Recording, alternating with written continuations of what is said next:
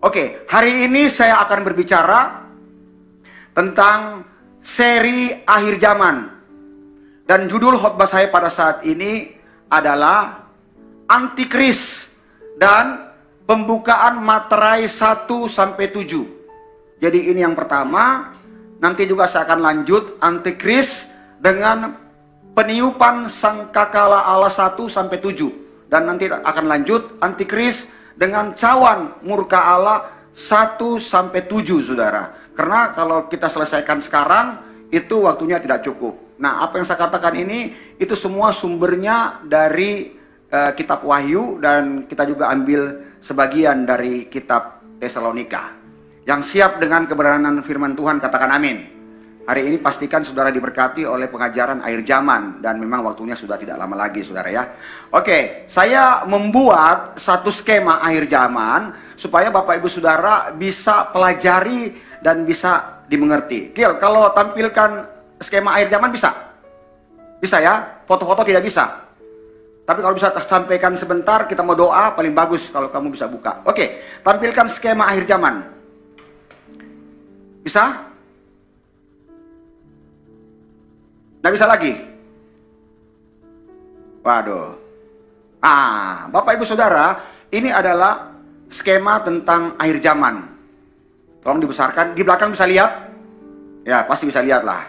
Karena kalau di gereja baru nanti dua tempat ibadah. Ibadah pertama, lantai pertama itu tempat ibadahnya 10,5 kali 20, 21. Nanti Videotron ini pindahkan ke situ. Nanti untuk yang di atas di main hall kita butuh Videotron 8 kali 5 meter. Jadi semua sound system baru.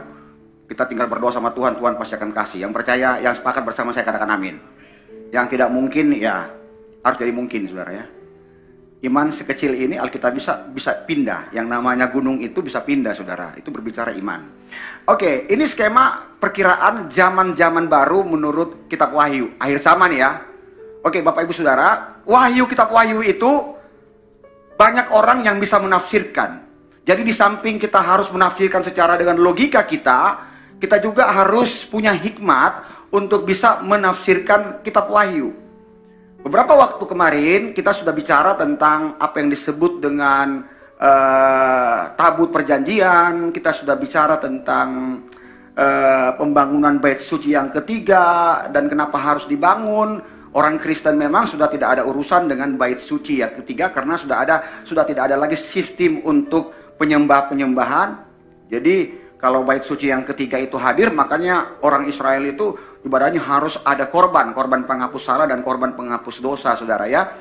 Dan kita sudah tidak perlu itu lagi. Tapi pembangunan bait suci itu harus terjadi karena ada kaitannya dengan akhir zaman.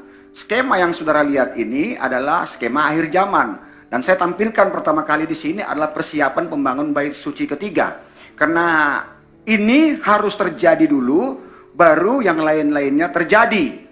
Karena persiapan pembangunan bait suci ketiga itu harus melihat atau harus dicocokkan, ada kesesuaian dengan Matius pasal 24 ayat 15, 2 Tesalonika pasal 2 ayat 3 sampai dengan ayat yang ke-8, kemudian Daniel pasal 9 ayat 27. Ayat-ayat ini yang menandakan bahwa bait suci itu harus dibangun, saudara. Memang untuk belajar seperti ini tidak gampang. Saya belajar seperti ini, pertama kali yang saya harus siapkan adalah hidup saya. Bahwa hidup saya harus benar di hadapan Allah.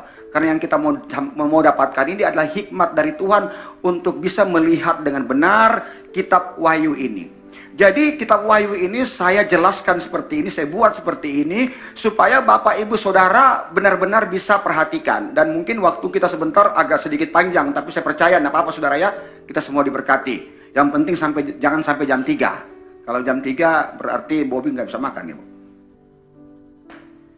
Oke, pertama kita lihat di sini ada persiapan pembangunan bait suci. Ini yang disebut dengan awal dari permulaan penderitaan. Ya kan? Satu. Terus kedua, gereja Tuhan itu diangkat, di rapture. Di sini nih, gereja Tuhan diangkat. Bapak Ibu Saudara, untuk pengangkatan gereja Tuhan ada beberapa ahli-ahli dalam Alkitab itu berbicara, saudara ya. Tapi kita nggak bisa mengatakan kalau dia beda sama kita bilang itu sesat, nggak boleh. Kita harus hargai setiap pendapat orang. Yang penting di sini dibutuhkan hikmat. bagaimana kita melihat ini semua. Oke, gereja Tuhan diangkat. Kedatangan Tuhan yang kita selalu lihat itu kedatangan Tuhan di awan-awan.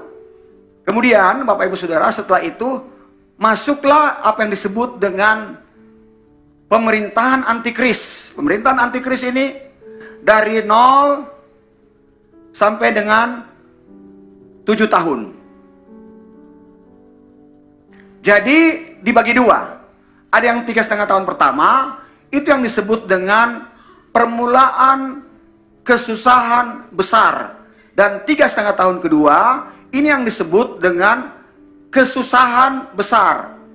Nanti kalau kita masih Tuhan percayakan hidup di dunia, kita akan merasakan hal yang seperti ini, saudara ya. Tapi Bapak Ibu Saudara, kalaupun kita Tuhan panggil, nggak ada masalah. Kita percaya kita harus di apa? Di rapture atau diangkat, saudara ya. Oke, sesudah itu, setelah 3,5 tahun pertama, di sini antikris berdiri di bait Allah dan dia mau menyatakan diri sebagai Allah. Nanti semua orang akan melihat siapa antikris ini. Kalau sekarang orang belum bisa melihat, saudara, tapi rohnya itu banyak ada. Nanti ketika dia berdiri di bait suci, maka akan ada lihat. Karena pemerintahan antikris itu adanya di mana? Di Yerusalem. Kenapa ada di Yerusalem? Karena di Yerusalem adalah pusat bumi. Tolong baca Yehezkiel pasal 38 ayat 12. Cepat Tom. Itu kalkulator harus hitung ayat cepat. Jangan hitung kali-kali uang. Tambah terus, tidak ada kurangnya. Ya kan, kalau paling enak kalau punya kalkulator itu tambah, saudara. Jangan ada kurang dengan bagi. Ya, kalau tambah kan duitnya nambah, kalau kurang sama bagi dibagi-bagi.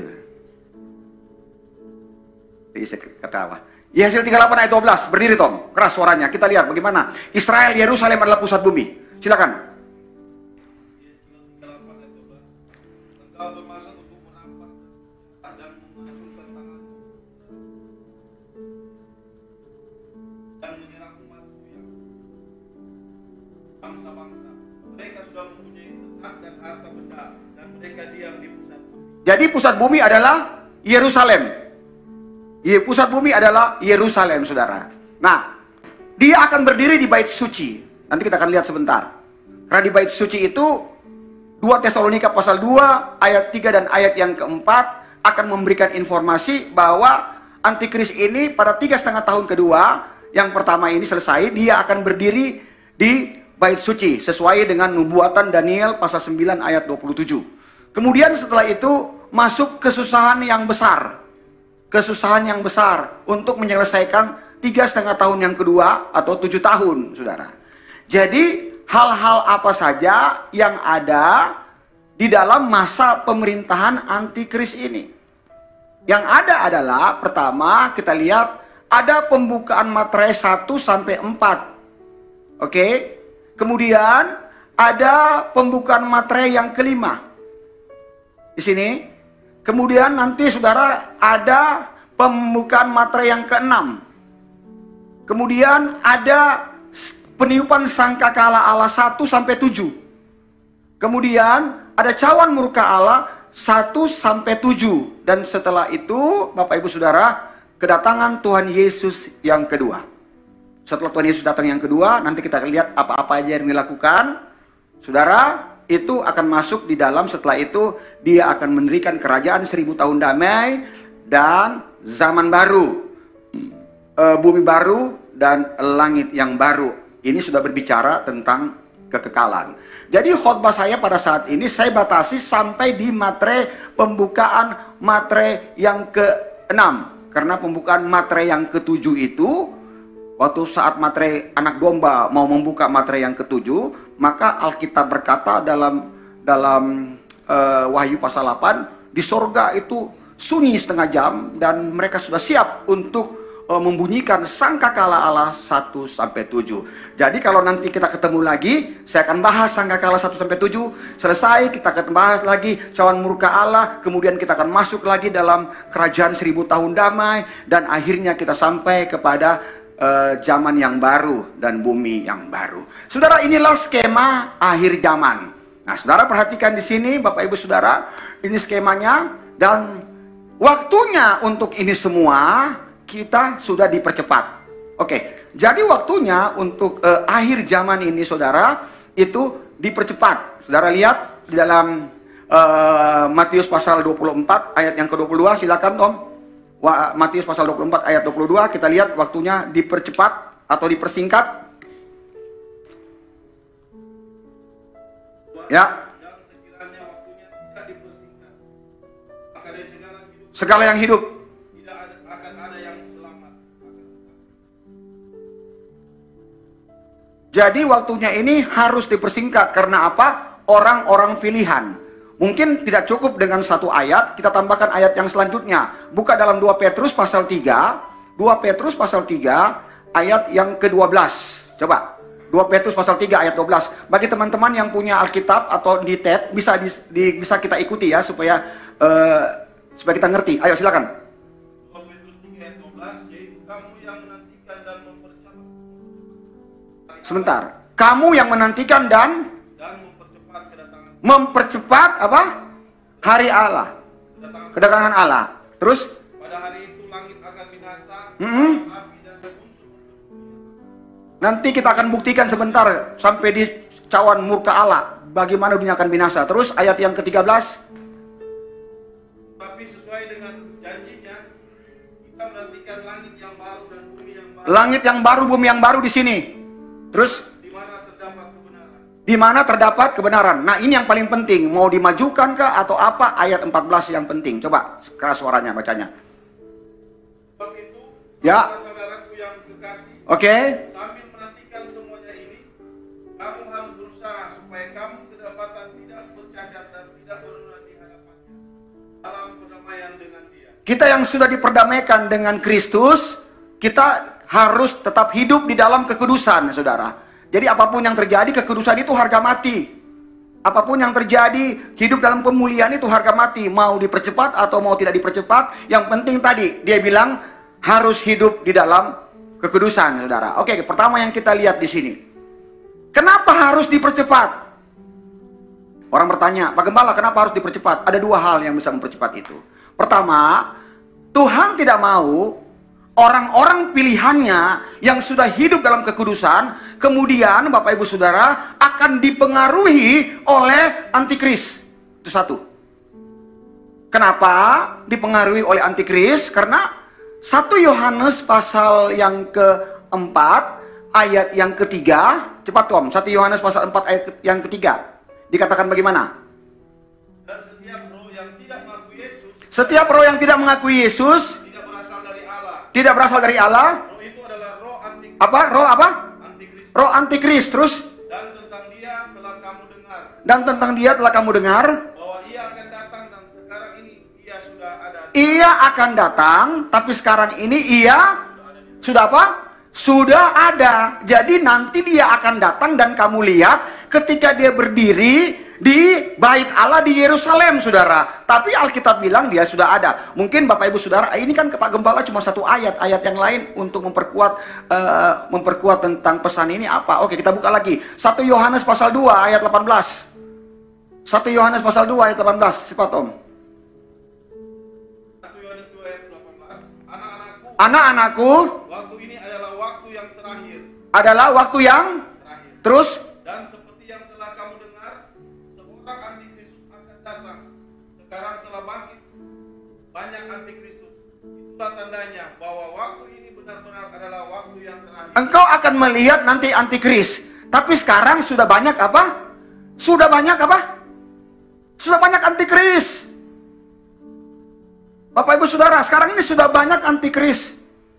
Jadi Tuhan tidak mau orang-orang pilihannya ini yang sudah setia sama Tuhan, tiba-tiba mereka harus jatuh. Karena kita bisa melihat sekarang, saudara, ada orang yang sudah mulai dengan roh, tapi akhirnya dia akhiri dengan daging.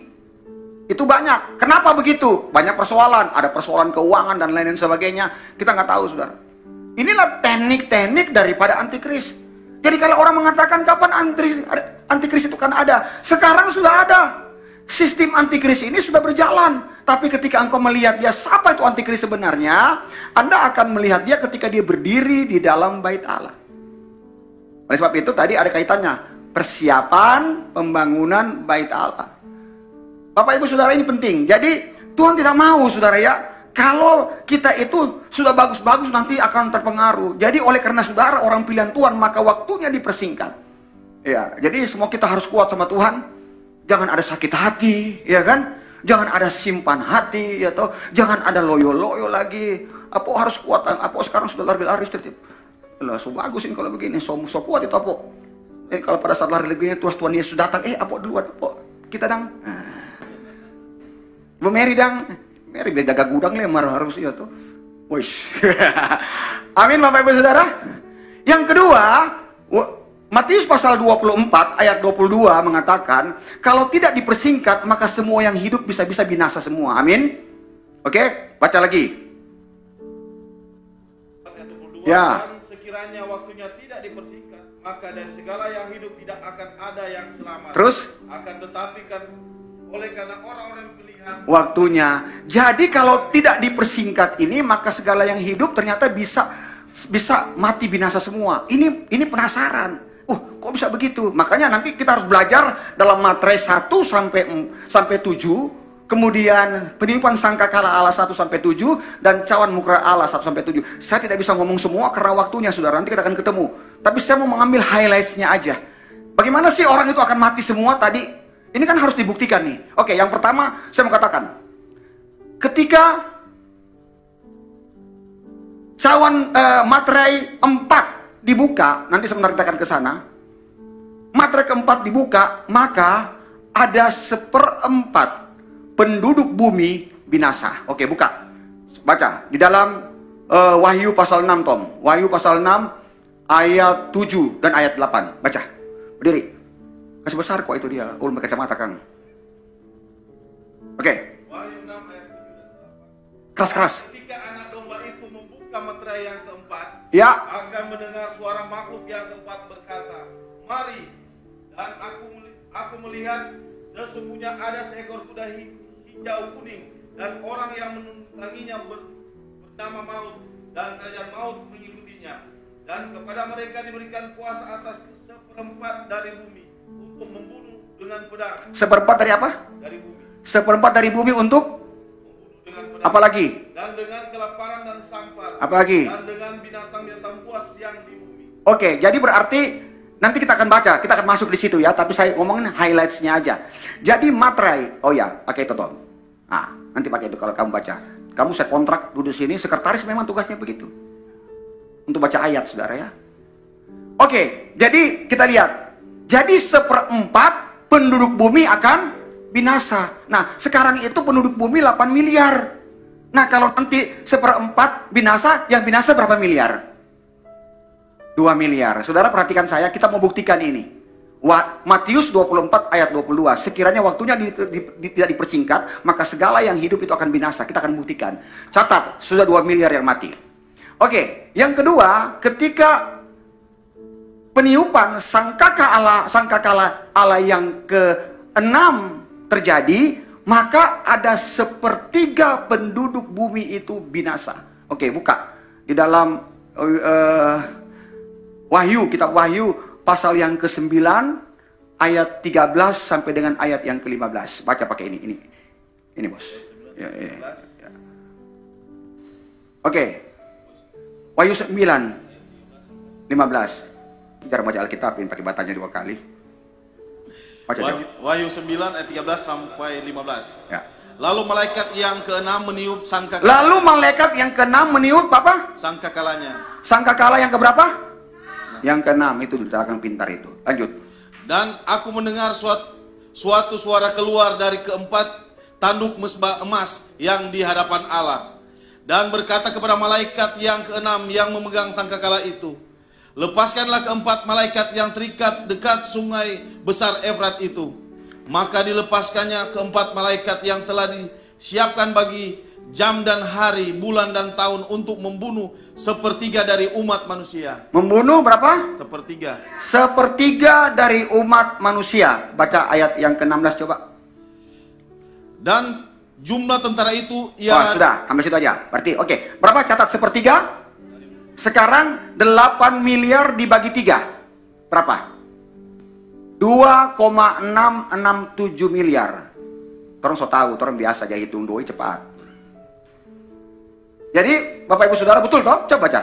8 miliar dibagi 3. Benar nggak? 2,667. So tak biasa hitung doi.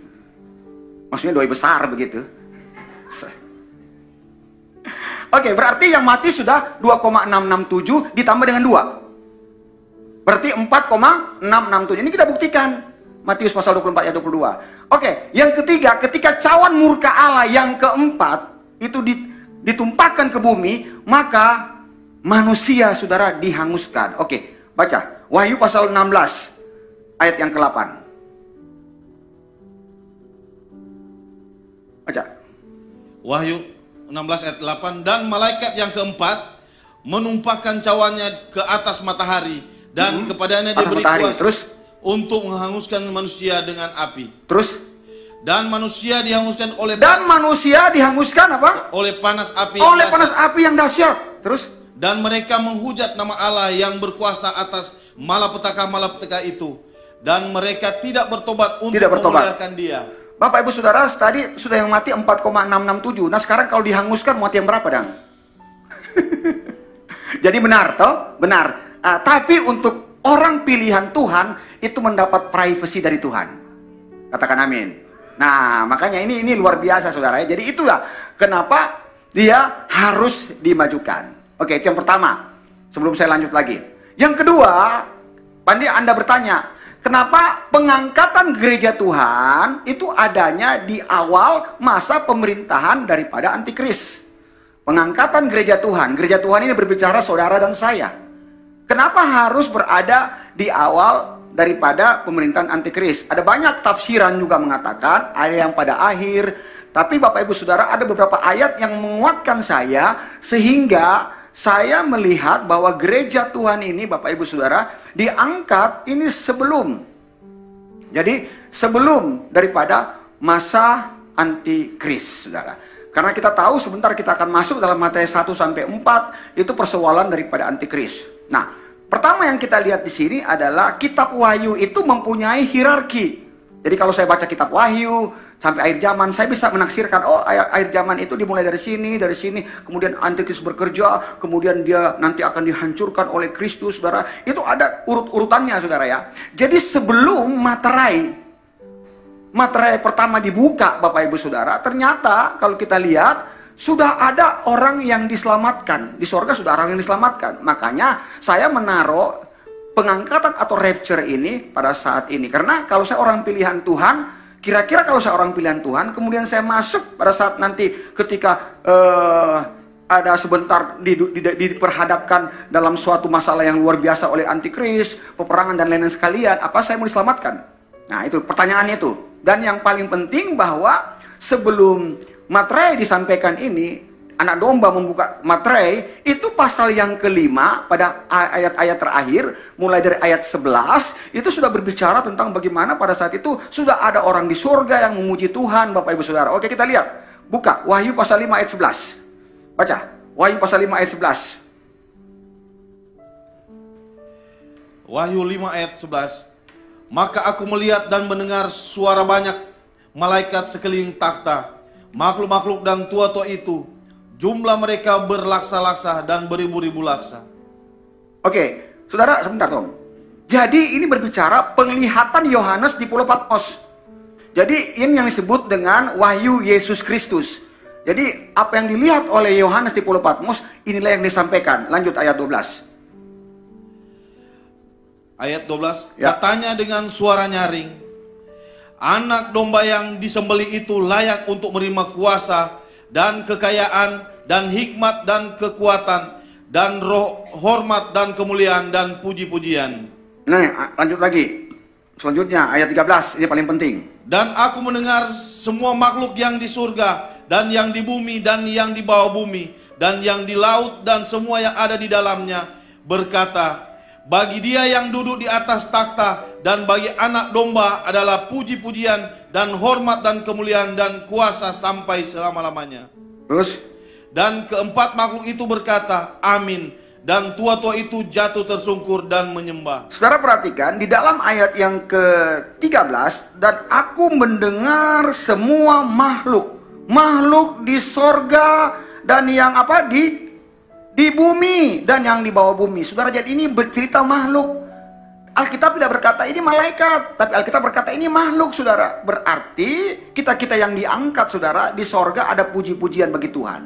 Dan orang yang belum diangkat ketika dia bertobat, maka dia akan menantikan kesempatan yang selanjutnya. Makanya dia juga di bumi memuji Tuhan, saudara. Nah, kalau saudara dalam Alkitab saudara, kemudian saudara lihat Wahyu pasal 6, itu sudah berbicara tentang apa? Pembukaan materai, ya kan? Nah, ini kan secara hierarki dia berjalan bersama-sama, saudara. Jadi secara hierarki dia berjalan bersama-sama. Jadi ada nanti pembukaan materai. Ini yang saudara baca tadi dalam Wahyu pasal 5 ayat 14, itu adalah ayat yang terakhir dalam pasal yang dalam pasal yang kelima. Setelah itu saudara masuk dalam keenam materai pertama dibuka. Nah, kita mulai masuk, saudara. Nah, itu yang pertama. Jadi ternyata orang itu sudah ada di surga dulu, baru pemerintahan antikris ini sudah mulai berjalan. Berarti di sini sudah terjadi rapture, saudara ya. Kita selalu lihat tentang rapture ini dalam 1 Tesalonika pasal 4 ayat 16 dan ayat 17. Ayat 16 berkata, ketika sangkakala Allah berbunyi, maka orang yang mati di dalam Kristus akan bangkit, dan orang yang hidup dikumpulkan bersama dengan orang yang mati ini, maka akan terjadi pertemuan di udara. Dan ayat 1 Korintus pasal 15 ayat 51 sampai dengan ayat 53, di situ menceritakan bagaimana kita diubahkan. Oke, kita lihat 1 Korintus pasal 15 ayat 51 sampai 53.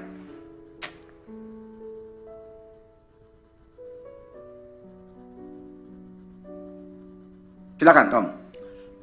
1 Korintus 15 ayat 51 sampai 53. Sesungguhnya aku menyatakan kepadamu suatu rahasia. Kita tidak akan mati semuanya, tetapi kita semuanya akan diubah. Dalam sekejap mata, pada waktu bunyi nafiri yang terakhir. Sebab nafiri akan berbunyi dan orang-orang mati akan dibangkitkan dalam keadaan yang tidak dapat binasa, dan kita semua akan diubah. Karena yang dapat binasa ini harus mengenakan yang tidak dapat binasa, dan yang dapat mati itu harus mengenakan yang tidak dapat mati. Oke, jadi ini bagaimana proses kita ketika kita diangkat, saudara. Jadi karena apa yang saya katakan tadi, di dalam Wahyu pasal 15 ayat 11 sampai dengan ayat yang ke 11, 12, 13, 14 itu mengatakan bahwa orang sudah ada di sorga, makhluk sudah ada di sorga. Berarti sebelum dimulai materai 1 sampai ke 7, maka ternyata di sorga sudah ada makhluk, Bapak Ibu Saudara ya. Itu yang pertama. Nah, yang kedua, kita tahu bahwa antikris ini akan berdiri di bait Allah. Makanya persiapan untuk membangun bait Allah, bait suci di Israel lagi rame. Kenapa lagi rame? Karena kemarin kita melihat sudah ada 5 sapi atau 5 lembu betina hadir di Israel untuk pentahbisan bait suci. Itu satu. Dan Bapak Ibu Saudara, itu penting untuk kita bisa melihat karena memang mereka serius untuk membangun bait suci.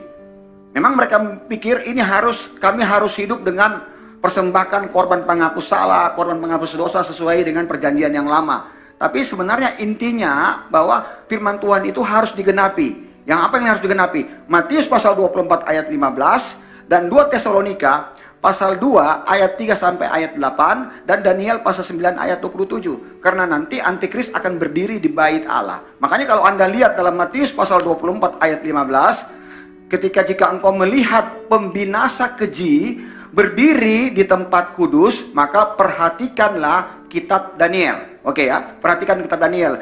Kiel, bisa ditampilkan ayatnya di sini? Dilapisi ini bisa? Coba. Oke. Matius pasal 24 ayat 15. Jika engkau melihat pembinasa keji berdiri di tempat kudus, maka perhatikan kitab Daniel. Nanti kita akan pergi ke Daniel. Coba, bisa enggak? Oh, maksud saya, tapi ini harus dihilangkan dulu ya. Saya pikir bisa dilapisi di atasnya, enggak bisa. Jadi apa? Apabila kamu pembinasa keji, siapa pembinasa keji? Ini adalah antikris. Berdiri di tempat kudus. Apa tempat kudus? Adalah bait suci. Menurut firman yang disampaikan oleh Nabi Daniel, para pembaca hendaklah memperhatikan.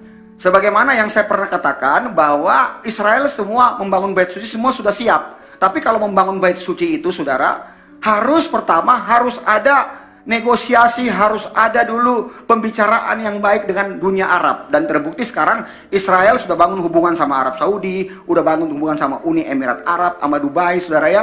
Dan yang paling penting itu membuat perjanjian dengan antikris selama 7 masa. Nah, harus ada perjanjian sama antikris selama 7 masa, di mana pemerintahan dari 0 sampai yang ke-7. Di sini awal mulanya persiapan pembangunan bait suci. Kalau bait sucinya hadir, dia akan berdiri di atas bait suci, menyatakan diri sebagai Allah. Itu pertama. Yang kedua, Daniel 9 ayat 27, karena dia katakan tadi, perhatikan kitab Daniel. Makanya kita lihat Daniel 9 ayat 27 tampilkan. Di Daniel 9 ayat 27, di situ berbicara tentang seorang raja yang akan melakukan perjanjian dengan Israel. Bagaimana bunyi perjanjiannya? Raja itu akan membuat perjanjian itu menjadi berat bagi banyak orang. Bagi banyak orang selama 1 kali 7 masa. 1 kali 7 masa berarti 7 tahun. Itu ia akan menghentikan korban sembelihan dan korban santapan. Dan di atas sayap kekejiannya akan datang yang membinasakan, sampai pemusnahan yang telah ditetapkan menimpa yang membinasakan itu. Artinya apa? Bahwa pada pertengahan 7 masa itu ia akan menghentikan. Bait sucinya udah jadi, sampai di pertengahan sini, dari sampai 3,5 tahun Israel bisa mempersembahkan korban. Tetapi pada 3,5 tahun di sini pertengahan 7 masa stop, nggak boleh lagi dia persembahkan korban, karena yang harus disembah adalah antikrisnya, gitu loh. Oke? Dan di atas sayap kekejiannya akan datang yang membinasakan. Jadi di atasnya dia akan ada yang membinasakan. Dia akan bertindak sebagai agresor, menghajar semua orang bagi orang yang tidak mau mengikuti agama daripada antikris. Dan dia akan menyatakan diri pertengahan 3,5 tahun, saudara. Oke, untuk menguatkan apa yang dikatakan dalam Daniel pasal 9 ayat 27, kita akan pergi ke dalam 2 Tesalonika pasal 2 ayat 3 dan ayat 8. Oke, sekarang Tommy bisa baca. Atau saya baca, karena ini saya butuh untuk menjelaskan. 2 Tesalonika pasal 2 ayat 3 sampai dengan ayat yang ke-8. Perhatikan, untuk menunjang Daniel 9 ayat 27 dan Matius pasal 15, Matius 15 ayat 14. Demikian firman Tuhan. 2 Tesalonika pasal 2 ayat 3 sampai dengan ayat yang ke-8. Janganlah kamu memberi dirimu disesatkan orang dengan cara yang bagaimanapun juga. Sebab sebelum hari itu atau hari Tuhan itu haruslah datang dahulu murtad. Dan haruslah dinyatakan dahulu manusia durhaka yang harus binasa. Nah, memang antikris kita belum lihat, tapi sesuai dengan firman Tuhan tadi bahwa rohnya itu sudah ada. Sekarang sudah banyak antikris. Nah, itu yang membuat orang murtad. Itu yang membuat orang yang dulu melayani Tuhan akan meninggalkan pelayanan karena ada janji-janji yang manis dan lain-lain sebagainya. Saudara, itu pasti akan terjadi. Dan haruslah dinyatakan dahulu manusia durhaka yang harus binasa. Dan setelah murtad, manusia durhaka ini atau antikris ini atau pembinasa keji yang dikatakan dalam Matius 24 ayat 15 itu harus binasa. Kapan dia binasa? Nanti di sini nih. Ketika Tuhan Yesus datang akan membinasakan dia. Harus binasa. Yaitu siapa? Pembinasa keji ini, yaitu lawan yang meninggikan diri di atas segala yang disebut atau disembah sebagai Allah. Jadi dia akan berdiri di bait Allah. 3,5 tahun pertama ini Israel nggak boleh lagi mempersembahkan korban. Israel dibuat susah, dunia dibuat susah. Pemerintahannya ada di pusat, di Yerusalem. Dari situlah dia akan kendalikan semua bisnisnya, semua urusan-urusannya dari Yerusalem. Dia berdiri sebagai raja. Dia akan membawahi raja-raja yang lain. Dia akan membawahi Allah-Allah yang lain. Dia yang dikatakan di dalam 2 Tesalonika pasal 2 ayat yang keempat, yaitu lawan yang meninggikan diri di atas segala yang disebut atau yang disembah sebagai Allah. Dia memposisikan dirinya lebih tinggi daripada Allah Abraham, Allah Ishak, Allah Yakub, daripada Allah-Allah yang lain. Dan dia harus disembah, saudara. Oke, kita lihat ayat yang kelima. Tidakkah kamu ingat bahwa hal itu telah kerap kali kukatakan kepadamu ketika aku masih bersama-sama dengan kamu. Ayat ke-6, dan sekarang kamu tahu apa yang menahan dia.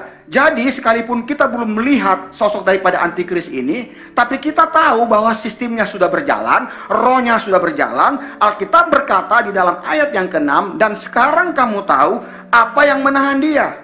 Nah, ini menarik saudara. Ternyata sekalipun dia bergerak saat ini, tapi masih ada yang menahan dia. Alkitab berkata selanjutnya dalam ayat yang ke-6, sehingga ia baru akan menyatakan diri pada waktu yang telah ditentukan baginya. Tadi kita lihat 1 Yohanes pasal 4 ayat 3, nanti suatu ketika dia akan menyatakan dirinya. Kita lihat dikuatkan dari sini lagi, sudah banyak antikris-antikris yang lain. Ini secara rahasia dia sudah bekerja saudara. Dan sekarang kamu tahu bahwa apa yang menahan dia sehingga ia baru menyatakan diri pada waktu yang telah ditentukan baginya. Karena secara rahasia, perhatikan ayat ke-7. Karena secara rahasia kedurhakaan telah mulai bekerja. Ini sistem antikris ini secara rahasia saudara sudah mulai bekerja.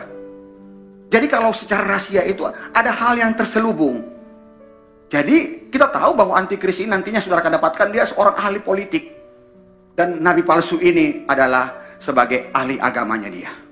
Jadi akan banyak nabi-nabi palsu yang akan datang. Nanti kita akan lihat, kita akan masuk dalam Wahyu pasal 13 yang kita bisa lihat di situ antikris dan nabi palsu saudara ya.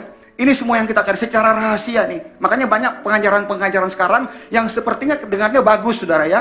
Tapi ternyata itu melenceng seperti hyper grace. Ada juga pengajaran yang tidak percaya terhadap Allah Tritunggal Bapak Ibu Saudara. Nah ini yang sudah mulai kelihatan. Yang sudah mulai kelihatan sekarang saudara. Jadi memang Alkitab sudah menulis tentang hal itu. Oke, saya lanjut. Karena secara rahasia kedurhakaan itu telah mulai bekerja. Tetapi sekarang masih apa? Masih ada yang saudara, menarik kali. Masih ada yang menahan. Jadi secara rahasia bekerja ini, tapi masih ada yang menahan. Lalu saudara tanya, siapa yang menahan? Ada 3 oknum yang menahan. Pertama adalah pemerintahan dunia. Kedua adalah Roh Kudus. Dan yang ketiga adalah gereja Tuhan. Nah, pemerintahan dunia ternyata tidak bisa menahan. Bahkan pemerintahan dunia masuk dalam rencana daripada antikris. Sekarang sudah terjadi. Saudara. Ini memang nggak main-main. Jadi yang diharapkan pemerintahan dunia nggak bisa. Kemudian bagaimana sama Holy Spirit, Roh Kudus? Benar, Roh Kudus secara roh bisa menahan tentang kedurhakaan ini. Tapi Roh Kudus tidak akan disingkirkan. Coba kita lihat. Roh Kudus itu harus ada. Bahkan dalam 7 cawan murka Allah bagian terakhir, itu orang yang tidak mau bertobat. Tuhan ternyata masih menerima pertobatan dari orang-orang ketika Tuhan menghukum dunia ini. Tapi mereka nggak mau bertobat. Artinya apa? Roh Kudus itu masih tersedia. Karena secara rahasia kedurhakaan telah mulai bekerja. Tetapi sekarang masih ada yang menahan. Kalau yang menahan itu telah disingkirkan.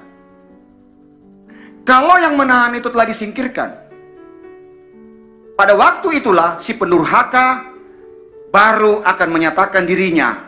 Tetapi Tuhan Yesus akan membunuh dengan apa? Saudara ada lihat situ di Alkitab saudara? Dengan nafas mulutnya.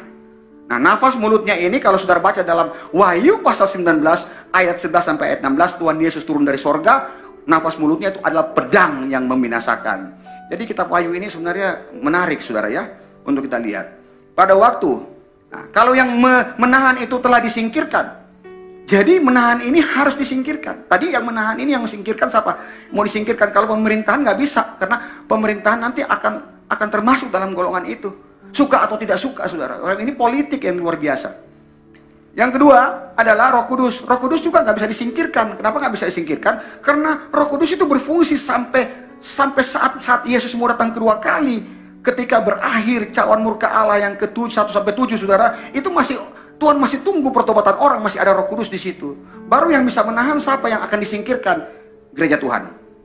Fungsi daripada gereja Tuhan adalah sebagai garam dan terang, saudara. Artinya begini. Nah, gereja Tuhan itu adalah garam dan terang. Kita tahu durhaka ini sudah mulai berjalan. Tapi gunanya gereja Tuhan itu meyakinkan sama jemaatnya supaya jemaatnya benar-benar hidup di dalam pertobatan, hidup dalam kekudusan. Supaya ketika nanti hari Tuhan maka dia akan diselamatkan. Itu fungsi daripada gereja sebagai garam dan terang. Nah, yang diangkat berarti gerejanya yang diangkat. Dia yang disingkirkan. yang dia disingkirkan. Jadi Tuhan akan mengsingkirkan dia. Ketika disingkirkan berbicara ketika dia diangkat. Nah, situasinya berada di sini. Jadi Bapak Ibu Saudara, gereja Tuhan masih ada, sekarang ada di sini. Sekarang yang ada di sini ini adalah roh antikris ini lagi bermain. 1 Yohanes pasal 2 ayat 18.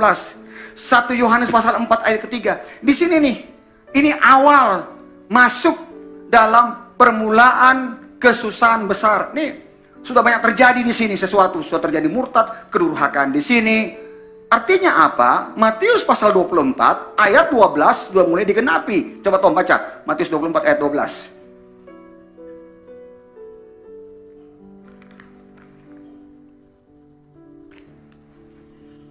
Matius 24 ayat 12. Dan karena makin bertambahnya kedurhakaan, maka kasih kebanyakan orang akan menjadi dingin. Nah, ini sudah terjadi di sini Bapak Ibu Saudara. Sudah campur aduk yang terjadi di sini. Karena apa? 1 Yohanes pasal 4 ayat 3. Saya mau kasih tahu lagi Saudara. Penting lagi untuk kita ingat. Baca Tom, 1 Yohanes 2 ayat 18. Cepat. Ini perlu yang kita harus ingat. Supaya tidak membuat kita jadi bingung Saudara ya. Tentang antikris ini Saudara. Baca. 1 Yohanes 2 ayat 18. Nah. Anak-anakku, waktu ini adalah waktu yang Anak-anakku ini peringatan loh. Terus?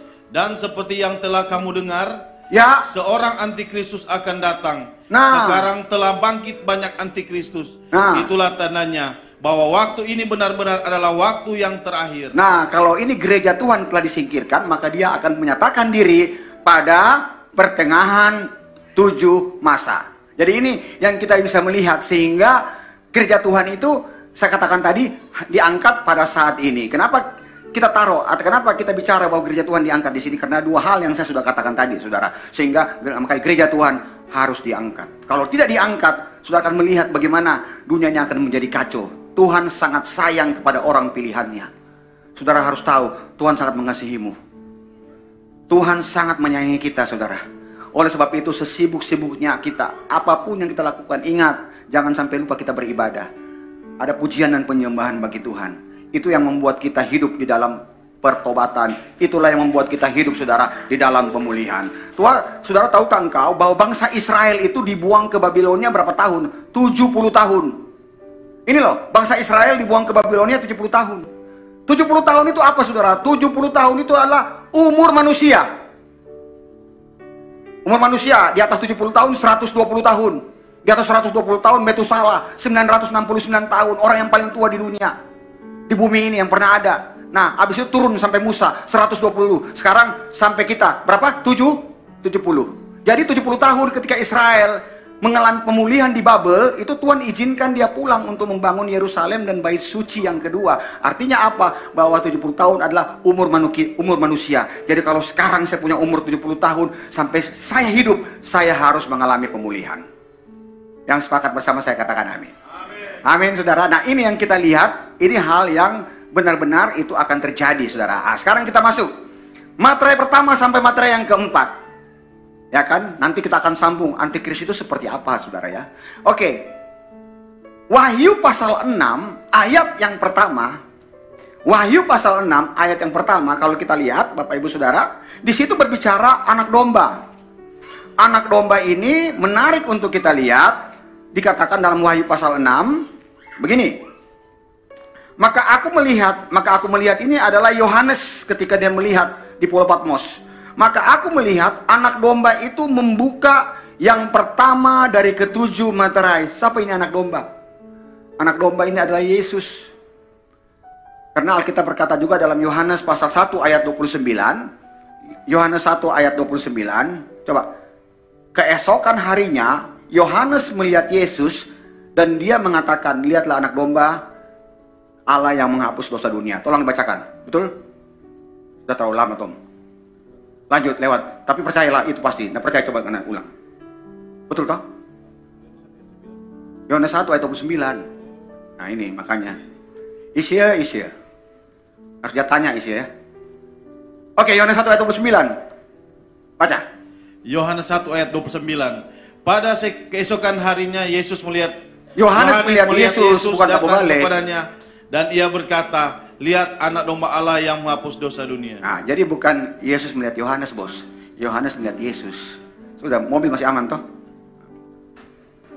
Oke, jadi anak domba itu berbicara tentang Yesus itu sendiri. Ya, dalam Wahyu pasal 6 ayat 1, maka aku melihat anak domba itu membuka yang pertama dari ketujuh materai, dan aku mendengar yang pertama dari ketujuh, dan aku mendengar yang pertama dari keempat makhluk itu berkata, ini makhluk ini perlu penjelasan lagi, tapi kita nggak punya waktu. Dengan suara bagikan bunyi guru, mari. Dan aku melihat sesungguhnya ada seekor kuda putih, dan orang yang menanggunginya memegang sebuah panah, dan kepadanya dikaruniakan sebuah mahkota. Lalu ia maju sebagai pemenang untuk merebut kemenangan, saudara. Jadi kalau saudara lihat ayatnya bisa dihapus supaya nggak mengganggu. Silakan dihapus ayatnya. Oke. Jadi kalau saudara lihat, saya menulis di sini materai 1 sampai 4. Materai 1 sampai 4 ini berbicara tentang kuda. Ada kuda putih, ada kuda merah, ada kuda hitam, ada kuda hijau dan kuning, saudara ya. Dan ini berbicara tentang kuda ini semua menunjuk kepada antikris. Kenapa dikatakan menunjuk kepada antikris, saudara? Karena keempat kuda ini dalam materai 1 sampai 4 itu semua bersesuaian. Yang membedakan dia adalah warna-warnanya. Warna-warnanya ini berbicara tentang apa-apa yang dia lakukan, saudara. Jadi ini berbicara semua tentang antikris. Nah, khusus di materai pertama, kalau saudara lihat, di situ dikatakan, dan aku melihat sesungguhnya ada seekor kuda putih. Ketika materai pertama, kuda putih dan orang yang menungganginya memegang sebuah panah, dan kepalanya dikaruniakan sebuah mahkota. Jadi panah dia pegang, tidak ada anak panah. Lalu ia maju sebagai pemenang untuk merebut kemenangan. Di sini dikatakan kuda putih. Jadi saudara, jangan diberlakukan sama. Kuda putih yang ada di Wahyu pasal 6 dengan kuda putih yang ada dalam Wahyu pasal 19 ayat 11 sampai dengan ayat 16 itu berbeda. Karena Wahyu pasal 6 kuda putih itu di sini memegang sebuah panah busur. Dia tidak ada anak panahnya, tapi yang dia pegang sinilah busurnya. Nah, kuda putih yang ada dalam Wahyu pasal 19 itu berbicara tentang Kristus. Jadi Wahyu pasal 19 itu berbeda dengan Wahyu pasal 6. Kenapa berbeda? Karena memang sekumpulan kuda itu materai 1 sampai 4 dibedakan dengan warna-warnanya, tapi tujuannya sama, untuk menghancurkan manusia, saudara. Nah, kalau saudara lihat dalam Wahyu pasal 19 ayat 11 sampai dengan ayat 16, di situ juga ada kuda putih. Saya bacakan ya. Wahyu pasal 19 sampai dengan Wahyu. Oke, silakan baca Tom. Wahyu 19 ayat 11 sampai ayat 16. Kita akan lihat di situ. Terlalu lama. Oke. Lalu aku melihat sorga terbuka, sesungguhnya ada seekor kuda apa? Kuda putih. Dan yang menungganginya bernama yang setia dan yang benar. Ia menghakimi dan berperang dengan adil. Dan matanya bagaikan nyala api, di atas kepalanya terdapat banyak mahkota, dan padanya ada tertulis suatu nama yang tidak diketahui seorang pun kecuali ia sendiri. Dan ia memakai jubah yang telah dicelup dalam darah, dan namanya ialah Firman Allah. Dan semua pasukan yang di sorga, nanti kita akan ke sini, mengikuti dia. Mereka menunggang kuda putih dan memakai lenan halus yang putih bersih. Ayat 15. Dan dari mulutnya keluarlah sebilah pedang tajam yang akan. Dari mulutnya keluar sebilah pedang. Jadi pedangnya itu dari mulut. Ayat 15. Dan dari mulutnya keluarlah sebilah pedang tajam yang akan memukul segala bangsa. Dan ia akan menggembalakan mereka dengan gada besi. Dan ia akan memeras anggur dalam kilangan anggur, yaitu kegeraman murka Allah yang maha kuasa. Dan pada jubahnya dan pahanya tertulis suatu nama, yaitu Raja segala Raja dan Tuhan di atas segala Tuhan. Jadi ini ada perbedaan kuda putih dalam Wahyu pasal 6 dan kuda putih dalam Wahyu pasal yang ke-19. Di mana kuda putih dalam Wahyu pasal 19 itu berbicara tentang Yesus sendiri yang turun pada tahap yang kedua. Itu di sini nih. Nanti dia akan ada. Nah, kuda putih dalam Wahyu pasal 6 ayat yang pertama, kalau kita back lagi, itu berbicara tentang antikris, saudara. Kenapa berbicara tentang antikris? Karena yang ditampilkan di sini materai 1 sampai 4 itu semua berbicara tentang antikris. Semua berbicara tentang kuda, saudara. Nah, kuda ini masing-masing berbeda dari warna-warnanya. Makanya Wahyu pasal 6 ayat pertama itu berbicara tentang antikris. Nah, kalau dia datang nanti, ya, orang mengatakan, kan antikris belum kelihatan. Iya, tapi rohnya sudah ada. Alkitab berkata antikris yang lain sudah banyak, saudara. Nah, jadi inilah yang ditandain dengan antikris. Dia menggunakan kuda putih berwarna. Jadi dia akan menyerupai sama Yesus, saudara. Tapi dia semu. Dia turun untuk membawa suatu kedamaian, tapi berbeda sama Tuhan Yesus. Karena kedamaian yang dia bawa itu, di balik-balik itu semua ada kepentingan daripada antikris ini. Oke, kita lihat sekali lagi. Dan aku melihat sesungguhnya ada seekor kuda putih dan orang yang menungganginya memegang sebuah panah dan kepadanya dikaruniakan sebuah mahkota. Lalu ia maju sebagai pemenang untuk merebut kemenangan. Perhatikan, ini busur. Panah itu busur. Tidak ada anak panah. Jadi karena tidak ada anak panah, bagaimana mau berperang? Jadi ini adalah berbicara tentang bahwa antikris itu akan datang dengan diplomasi politik. Nanti kita akan lihat, dia diplomasi politik, dia tidak berperang, tapi dengan perkataan-perkataannya yang menghasut orang, yang mengakali orang sehingga orang nanti mau mengikuti dia, saudara. Itu yang disebut dengan antikris. Nah, oke. Siapa itu antikris? Orang mengatakan bahwa kan antikris itu, Bapak Ibu Saudara, itu kan diceritakan dalam Wahyu pasal 13. Kenapa kok dalam Wahyu pasal 6 kita sudah bisa mengatakan itu antikris? Nanti kita akan melihat antikris itu seperti apa, saudara. Oke, Bapak Ibu Saudara, sekarang karena kita bicara tentang antikris, maka saya akan bukakan ayat tentang antikris. Bahwa antikris itu adalah binatang yang keluar dari dalam laut. Buka Alkitab saudara dalam Wahyu pasal 13. Wahyu pasal 13.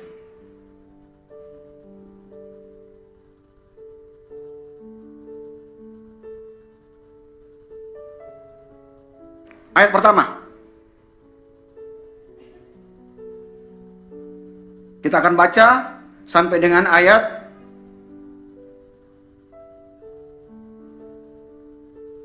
yang ke-7. Saya bacakan bagi Bapak Ibu Saudara. Binatang yang keluar dari dalam laut. Lalu aku melihat seekor binatang keluar dari dalam laut, bertanduk 10 dan berkepala 7. Di atas tanduk-tanduknya terdapat 10 mahkota, dan pada kepalanya tertulis nama-nama hujat. Binatang yang kulihat itu serupa dengan macan tutul, dan kakinya seperti kaki beruang, dan mulutnya seperti mulut singa. Dan naga itu memberikan kepadanya kekuatan, dan tahtanya dan kekuasaannya yang besar. Oke, saudara, sebelum saya lanjut, saya mengatakan begini. Alkitab berkata, naga itu memberikan apa? Nanti tolong dibaca Bapak Ibu Saudara kalau punya Alkitab situ. Atau boleh tampilkan di sini aja, ini penting. Tampilkan, kita akan bisa hilangkan. Oke, di atas ya. Oke, Wahyu pasal 13 ayat 1. Wahyu pasal 13. Wahyu pasal 13 ayat 1. Oke, lalu aku melihat seekor binatang keluar dari dalam laut, bertanduk 10 dan berkepala 7. Di atas tanduk-tanduknya terdapat 10 mahkota, dan pada kepalanya tertulis nama-nama hujat. Ayat yang kedua. Binatang yang kulihat itu serupa dengan macan tutul, dan kakinya seperti kaki beruang, dan mulutnya seperti mulut singa. Dan naga itu memberikan kepadanya kekuatan. Siapa ini naga? Ini naga adalah iblis besarnya, saudara. Ini iblis yang paling tua. Ini setan yang paling tua. Di mana dia terdapat? Di dalam Wahyu pasal 12 ayat 9. Kamu baca. Wahyu pasal 12 ayat 9. Cepat. Come on. Ya, kencang Tom. Wahyu 12 ayat 9. Ya. Dan naga besar itu. Sebentar apa? Dan naga besar itu. Saudara, kitab Wahyu itu dia berurutan.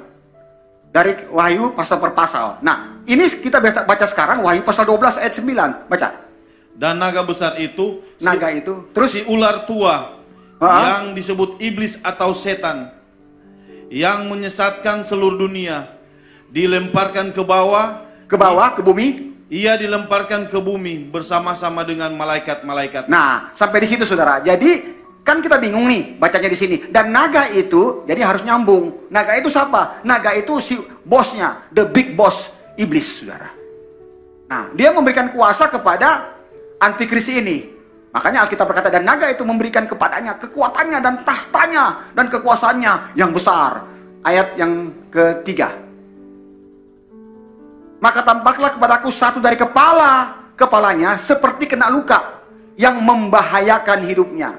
Wow. Nah, Anda akan bingung, ini lukanya apa? Kok binatang itu ada luka ya? Tetapi luka yang membahayakan hidupnya itu sembuh. Seluruh dunia heran, lalu mengikuti binatang itu. Bapak Ibu Saudara, seperti kena luka. Oke, kita bicara luka. Saya kalau jatuh, tangan saya bisa luka. Gempa bumi, orang banyak yang luka. Luka itu menghasilkan kematian dan tetap masih hidup. Sembuh, dia masih hidup, saudara. Nah, menarik di sini ada kata luka.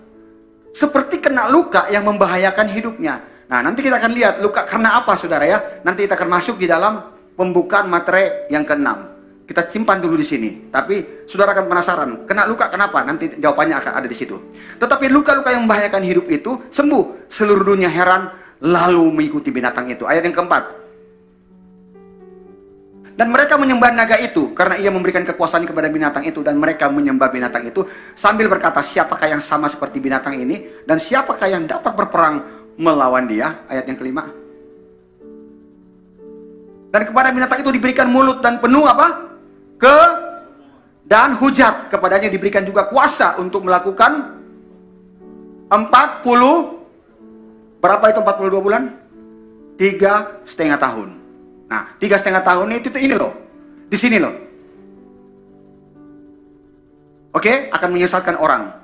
Oke. Itu adalah antikris. Sekarang bagaimana dengan nabi palsu? Anda buka dalam Wahyu pasal 13 ayat yang ke-11. Wahyu pasal 13 ayat 11 tampilkan. Wahyu 13 ayat 11. Dan aku melihat seekor binatang lain keluar dari dalam bumi dan bertanduk dua sama seperti anak domba, dan ia berbicara seperti seekor naga. Kalau Anda melihat tadi ada mahkota, ada tanduknya berapa, itu nanti ada penjelasan tersendiri. Itu berbicara tentang kerajaan-kerajaan yang nanti akan mengikuti antikris. Tapi nanti saudara, kita baca langsung masuk dari highlights-nya aja. Dan aku melihat seekor binatang lain keluar dari dalam bumi dan bertanduk dua sama seperti anak domba, dan ia berbicara seperti seekor naga. Ayat yang ke-12. 12. Dan seluruh kuasa, baca, seluruh kuasa binatang yang pertama itu, jadi nabi palsu ini menjalankan kuasa daripada antikris. Amin, saudara. Nah, ini menarik. Ia menyebabkan seluruh bumi dan semua penghuninya menyembah binatang pertama yang luka parah telah sembuh. Jadi ini nabi palsu nanti akan berusaha, dia akan bekerja untuk apa? Untuk antikris. Dan antikris itu bekerja untuk bos besarnya adalah tadi itu, naga setan itu, saudara. Ayat 13. Dan ia mengadakan tanda-tanda yang dahsyat, bahkan ia menurunkan api dari langit ke bumi di depan mata semua orang. Jadi nanti ada tanda-tanda ajaib. Nabi palsu juga bisa bikin mujizat, saudara. Bisa mujizat, tipe orang yang sakit parah bisa disembuhkan, atau yang lain-lain, saudara. Makanya, saudara jangan kejar mujizat, tapi kejar firman Tuhan. Ya kan? Jangan kejar mujizat, hati-hati. Di akhir zaman ini kita bisa ketipu. Ada begitu banyak orang yang kalau KKR, kalau nggak ada kesembuhan ilahinya nggak mau pergi, saudara. Hati-hati, saudara. Yang penting sekarang itu firman yang harus diberitakan. Karena dari firman maka terjadi suatu pemulihan yang luar biasa. Kasih tepuk tangan buat Tuhan. Dan ia mengadakan tanda-tanda yang dahsyat, bahkan ia menurunkan api dari langit ke bumi di depan mata semua orang. Oh, ini mujizat yang dilakukan. Inilah jadi bos besarnya setan, naga, kemudian antikris, kemudian ini nabi palsu. Jadi ini nanti mulai bekerja perlahan-lahan dalam materai 1-4. Nanti kita akan lihat sebenarnya ini seru. Saya mau kasih tahu ini seru. Jadi yang kita lihat di sini untuk sementara kita bisa simpulkan begini.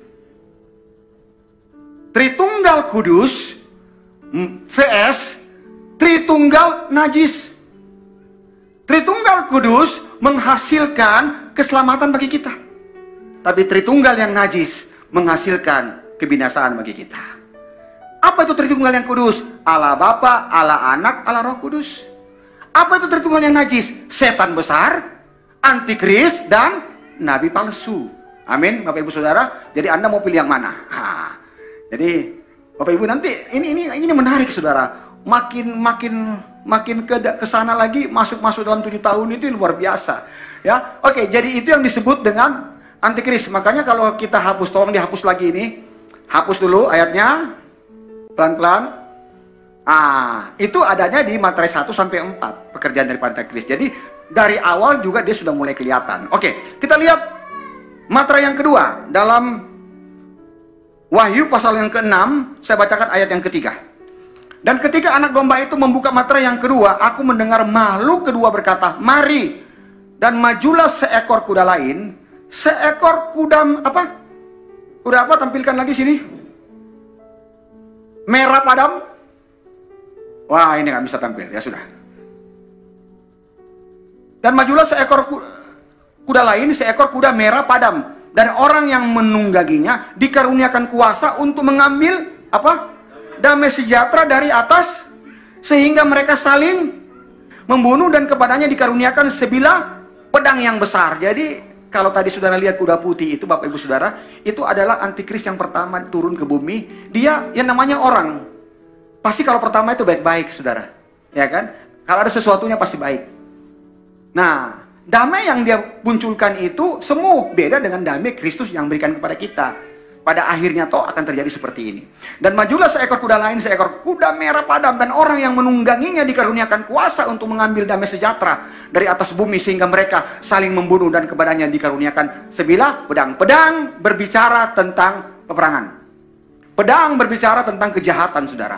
Jadi antikris ini dia juga akan bermain kasar. Dia juga akan bermain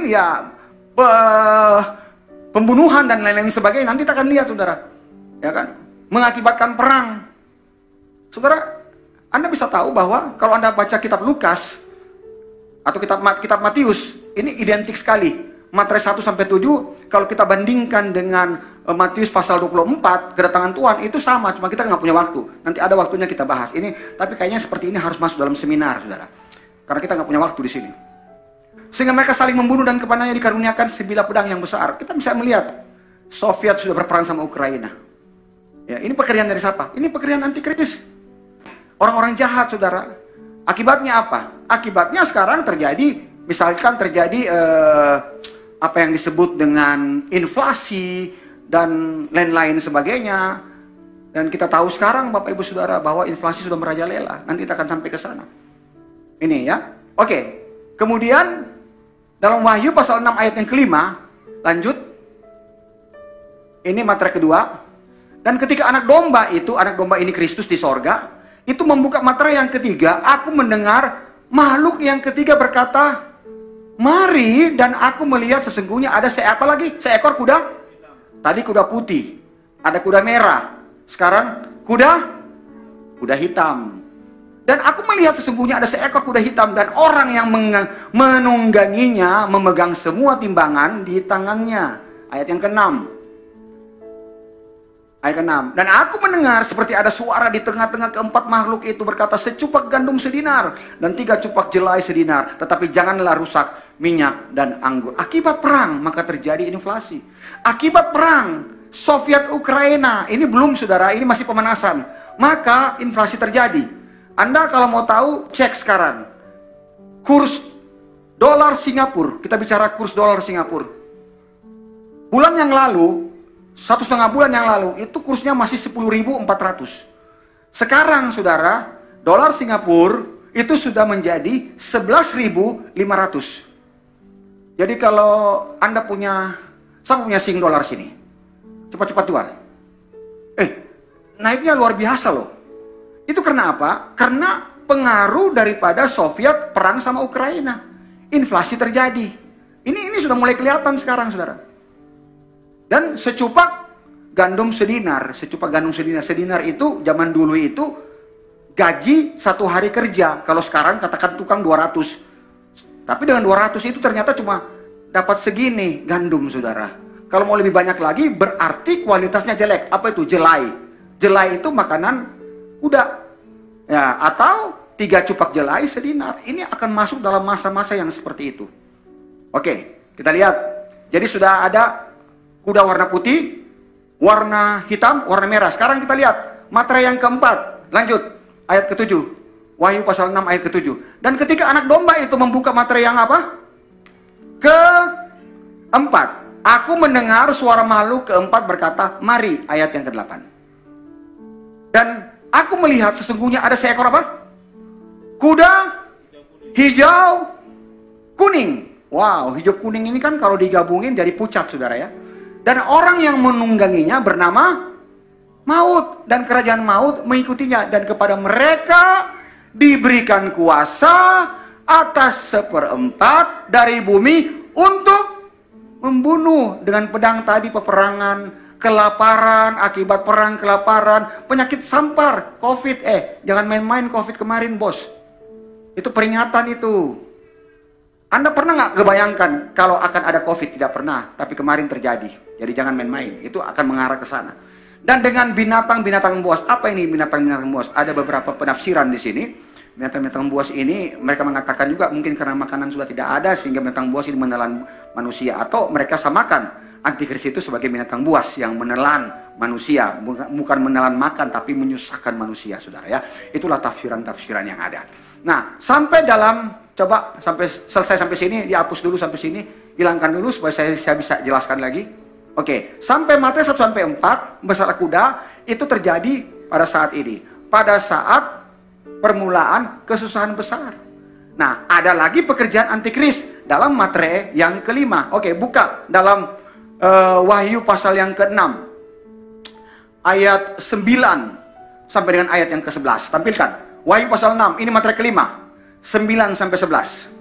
Dan ketika anak domba itu membuka materai yang kelima, aku melihat di bawah mezbah jiwa-jiwa mereka yang telah dibunuh oleh karena firman Allah dan oleh karena kesaksian yang mereka miliki. Saudara, jiwa-jiwa mereka dibunuh. Kenapa dibunuh? Karena mereka pada saat itu tidak mengalami rapture.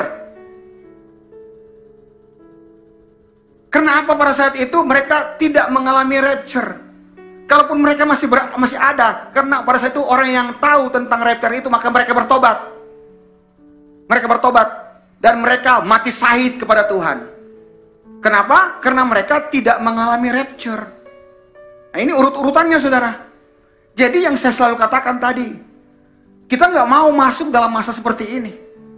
Kalaupun saudara sekarang rajin beribadah, rajin menyembah Tuhan, rajin melayani, saudara. Kenapa? Supaya saudara itu sebelum masuk masa ini, kita semua diangkat. Maka terjadi pertemuan di udara. Ada pertemuan di udara. Pertemuan yang... Coba tampilkan dulu, ini lagu memberikan kita semangat. Kita bangkit berdiri dulu, baru saya lanjut lagi. Ada... apa? Pertemuan di udara. Pertemuan yang... Berdiri. Tampilkan. Jauh di udara, nyanyian yang terdengar yang belum pernah didengar adalah kegirangan dan anak Allah yang pimpin kita. Pertemuan di udara. Lebih lagi katakan, ada pertemuan. Ada pertemuan di udara. Pertemuan yang manis. Saya rindu bertemu di sana, jauh di udara. Nyanyian yang terdengar yang belum pernah didengar adalah kegirangan dan anak Allah yang pimpin kita. Pertemuan di udara. Oke, silakan dulu Bapak Ibu Saudara. Belum habis waktunya, bos. Baru setengah. Karena kalau saya gantung, ini nanti Tuhan katakan, kenapa kamu gantung? Lapar, manusia bukan hidup dari roti, tapi dari setiap firman yang keluar dari mulut Tuhan. Amin. Oke, ya. Oke, jadi materi yang kelima. Saya mau ulang materi yang kelima. Tampilkan materi kelima. Wahyu pasal 6 ayat 11. Ayat 11, kita lihat. Dan kepada mereka masing-masing diberikan, 6, betul, ayat 9, ayat 9, ayat 9. Sorry, maaf, saya yang salah. Dan ketika anak domba itu membuka materai yang kelima, aku melihat di bawah mesbah jiwa-jiwa mereka yang telah dibunuh oleh karena firman Allah dan oleh karena kesaksian yang mereka miliki. Di mana materai yang kelima? Ini loh, di sini. Bapak Ibu Saudara, di mana materai yang kelima? Itu di sini. Jadi materai kelima ketika dibukakan, Bapak Ibu Saudara, ini loh hasilnya. Ini ada di sini. Sudah masuk dalam kesusahan, besar. Dan ketika anak domba itu membuka materai yang kelima, aku melihat bahwa di bawah mesbah jiwa-jiwa mereka yang telah dibunuh oleh karena firman Allah dan oleh karena kesaksian yang mereka miliki. Jadi kalau saudara tidak diangkat, masih ada kesempatan saudara diselamatkan. Tapi saudara harus melalui fase kesusahan yang besar. Itu begini, pilihannya begini. Percaya Kristus, mati. Percaya antikris, hidup. Saudara tahu, semua murid-murid Yesus bagaimana matinya? Dibunuh, saudara. Kesian. Jadi jangan sampai masuk di sini. Tapi kita harus masuk di sini. Kita akan diangkat dulu. Oke, ini yang saya katakan. Kemudian ayat ke-10. Wahyu 6 ayat ke-10. Dan mereka berseru. Ini ayatnya bagus loh. Coba kita perhatikan. Dan mereka berseru. Siapa ini mereka? Ini orang-orang yang sudah mati. Orang yang mati itu, roh dan jiwanya naik kepada Tuhan. Roh dan jiwanya berseru. Nanti kita akan lihat. Dan mereka berseru dengan suara nyaring, katanya, berapa lamakah lagi? Nah, ini orang yang sudah mati berseru. Oke, saya mau kita fokus Wahyu 6 ayat 9. Tampilkan Wahyu 6 ayat 9, kita preview satu ayat. Dan ketika anak domba itu membuka materai yang kelima, aku melihat di bawah mesbah jiwa-jiwa mereka yang telah mati. Oleh karena apa? Firman Allah. Dan oleh karena kesaksian yang mereka milih, mereka tetap percaya sama Yesus. Nah, ini nyambung ayat ke-10. Ayat ke-10. Ini udah mati nih, orang udah mati nih. Ini orang udah mati. Dan mereka berseru. Nih yang mati ini berseru. Berarti apanya yang berseru? Roh dan jiwanya, bos. Dan mereka berseru dengan suara nyaring, katanya, berapa lamakah lagi? Ya penguasa yang kudus dan benar, Engkau telah menghakimi dan tidak membalaskan darah kami kepada mereka yang diam di bumi. Jadi balas dong Tuhan sama mereka. Ini roh mereka yang berkata sama jiwa mereka yang berkata. Apa kata sorga? Ayat 11 kita lihat. Ini menarik saudara. Ayat 11. Dan kepada mereka masing-masing diberikan sehelai jubah putih. Saudara tahu jubah putih apa? Jubah putih berbicara tentang kebenaran dan kekudusan. Amin saudara. Jadi Anda kalau akan diangkat nanti, Anda akan mengenakan pakaian lenan dan uang berwarna putih. Dan kepada mereka masing-masing diberikan sehelai jubah putih. Dan kepada mereka apa? Dikatakan apa? Bahwa Tom, sabar nih. Sabar. Ini surga bicara, bos. Sabar, sedikit lagi nih. Sabar. Marah anak pakai baju putih ini. Haleluya. Dan kepada mereka masing-masing diberikan sehelai jubah putih. Dan kepada mereka dikatakan yang mati tadi bahwa mereka harus sedikit waktu lagi. Hingga apa? Genap jumlah kawan-kawan, pelayan dan saudara-saudara mereka yang akan dibunuh sama seperti mereka. Jadi nunggu nih, sabar. Sabar karena apa? Ini kan akan masuk lagi dalam masa kesusahan besar. Ini kan awal nih, dibuka nih. Sabar, akan masuk 3,5 tahun lagi. Ini kuncinya. Dan akan bersama-sama dengan mereka.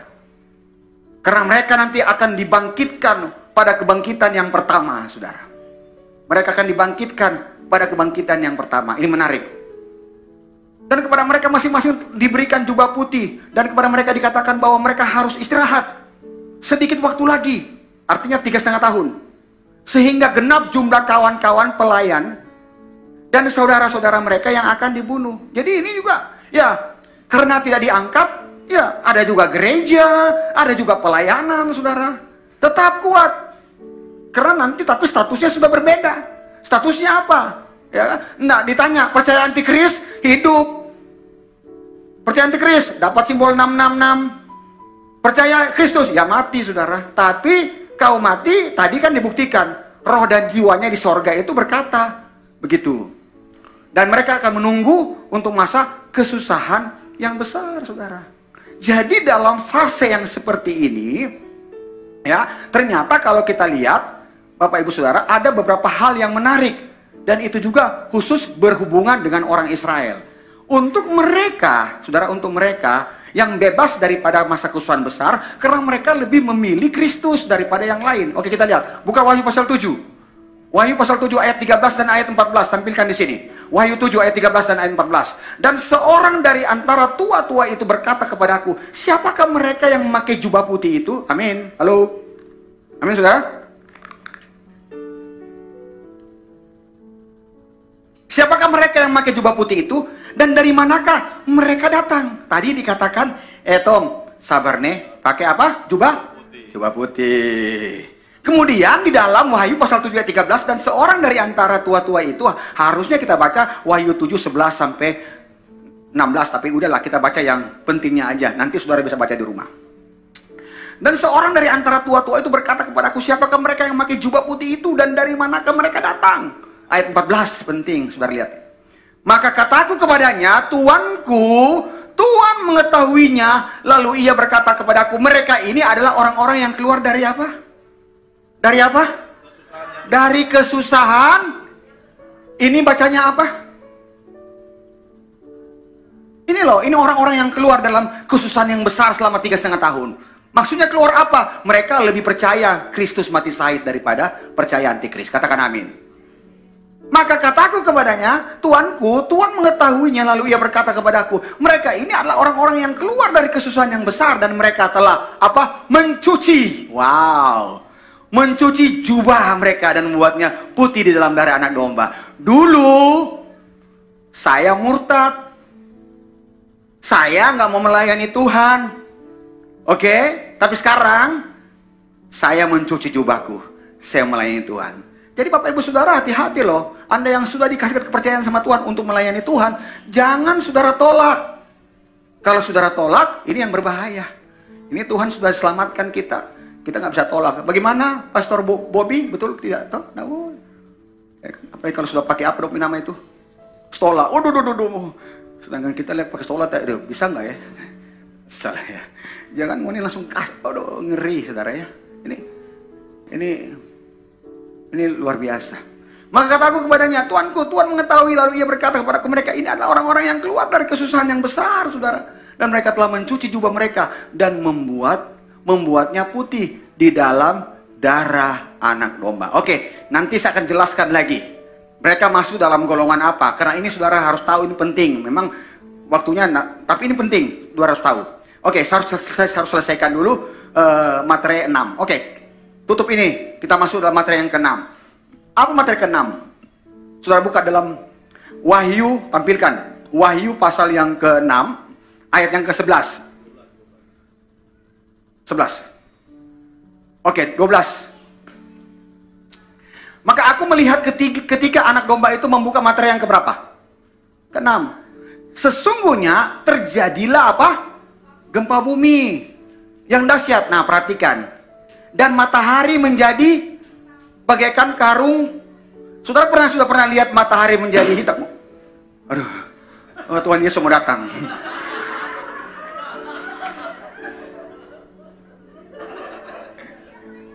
Oh, haleluya. Pas gempa bumi dong bagi itu, boom. Saudara, memang waktunya lagi dipercepat. Saya pernah katakan setiap 2 minggu kita mendengarkan tentang gempa bumi. Itu hari kita khotbah, belum sampai 2 minggu, Cianjur gempa bumi. Sampai terasa di Jakarta. Saudara, itu kalau terjadi gempa bumi terus, maka lempeng bumi itu bergoyang. Kalau lempeng bumi bergoyang, maka bumi semakin cepat berputar terhadap porosnya. Artinya waktu semakin hari cepat berlalu, ya toh. Kita bangun pagi-pagi, ya toh. Ibu Mary bisnis narasa, sore kok teh. Ya, apa jalan-jalan begitu, sore. Begitu toh.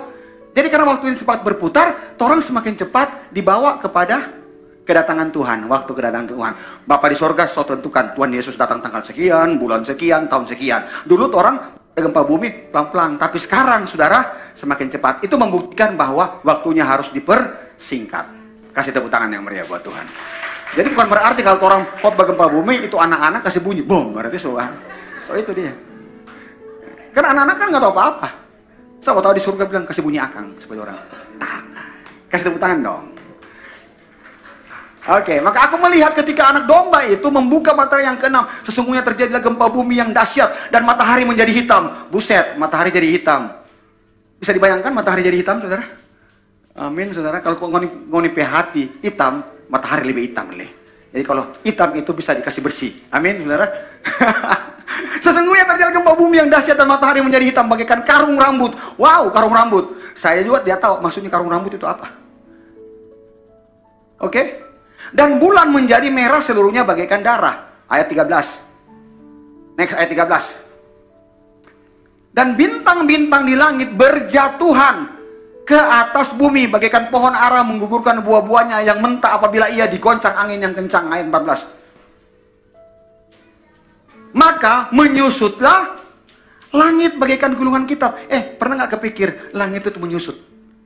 Bukan cuma itu muka menyusut, saudara, tapi langit itu menyusut. Amin, saudara. Ya kan? Langit menyusut.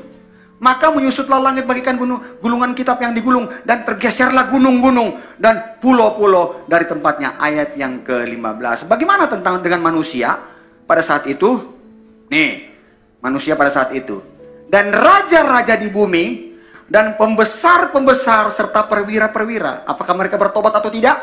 Dan orang-orang kaya serta orang-orang berkuasa dan semua budak serta orang-orang merdeka bersembunyi ke dalam gua-gua dan celah-celah batu karang di gunung. Ayat 16. Ayat 16. Dan mereka berkata kepada gunung-gunung dan kepada batu-batu karang itu, runtuhlah menimpa kami dan sembunyikanlah kami terhadap dia. Saudara, ternyata orang juga nggak bertobat. Orang juga nggak bertobat pada saat itu, saudara. Makanya saya katakan tadi, Roh Kudus belum disingkirkan.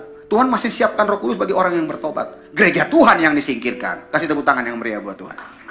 Runtuhlah menimpa kami dan sembunyikan kami terhadap dia yang duduk di atas tahta dan terhadap murka anak domba itu. Ayat 17.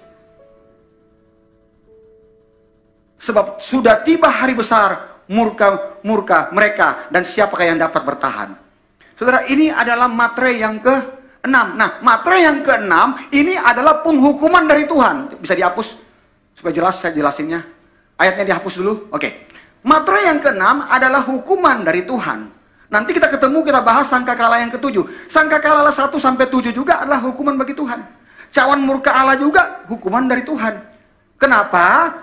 Bumi ini sudah rusak dan sudah gila dan sudah jahat karena antikris berkuasa selama 7 tahun. Makanya dihancurkan bumi ini dengan, nanti kita akan lihat sangkakala 1-7, cawan murka Allah. Dan tadi kita sudah lihat materai ke-6, saudara.